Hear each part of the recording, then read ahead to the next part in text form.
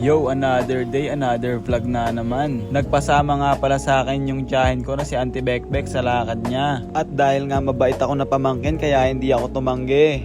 Mabait daw. Basta samahan nyo na lang ako sa vlog ko na to. Syempre bilang isang mabuting empleyado kaya pumasok na naman ako ng trabaho. At nung nasa biyahe na nga ako pa uwi ay bigla namang nag-pop up tong kulay pula na bangka sa panel ng motor ko na si Snow. Kaya napahinto nga pala ako dito sa may gilid sa may Commonwealth Avenue. No choice nga pala ako kaya tinuloy ko pa rin yung biyahe ko. Hanggang sa makakita na ako ng bukas na motorcycle shop dito sa may Payatas. At pagbukas nga ng coolant ng motor ko na si Snow ay wala na palang laman. Kaya dito na nga pala ako napabili ng coolant. 30k odo na nga pala to si Snow at ngayon palang mapapalitan itong coolant. Kaya pala nag-pop up yung pulang bangka dahil wala nang laman yung coolant ni Snow. Kaya sinalin ko na nga agad yung nabili ko na coolant. Pinuno ko nga pala at pati itong reserve ay nilagyan ko na rin. Pero hindi ko to pinuno dahil baka umapaw lang at matapon. Matapos ko ngang lagyan ay chinek ko na agad yung panel. At nawala nga pala agad yung kulay pula na bangka. Bago nga umuwi ay dumaan na rin ako dito sa may Shell. Sa Shell nga lang pala ako lagi nagpapagas at pina-full tank ko na nga pala niyan dito si Snow.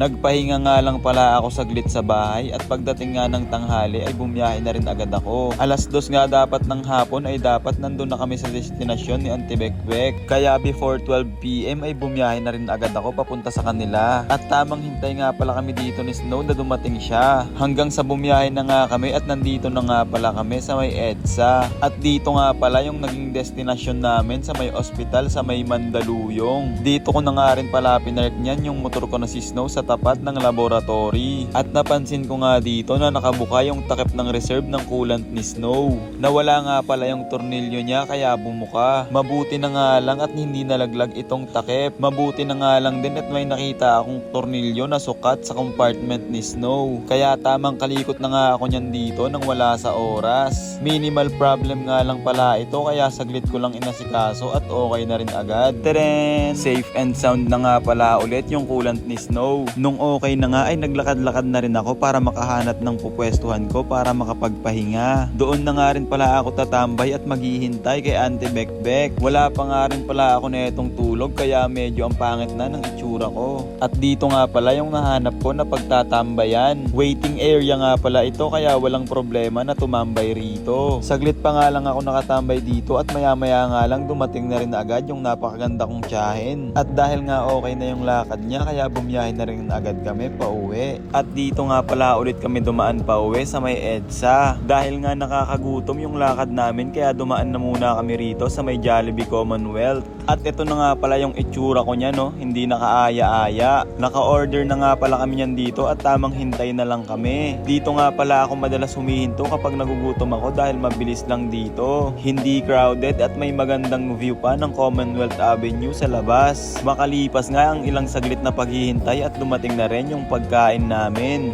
At nang mabusog na nga kami ni Ante ay bumiyahe na rin agad kami pa uwi. Pagdating nga namin dito sa Payatas ay umambon pa at nagbabadya pa yung ulan. Hindi na nga pala kami neto nagkapote at tumuloy na rin agad kami sa biyahe namin pa uwi. Hinatid ko na nga rin pala agad neto yung tiyahin ko sa kanila. At pagdating ko nga dito sa tulay ng San Jose ay may nagche-checkpoint na LTO at HPG.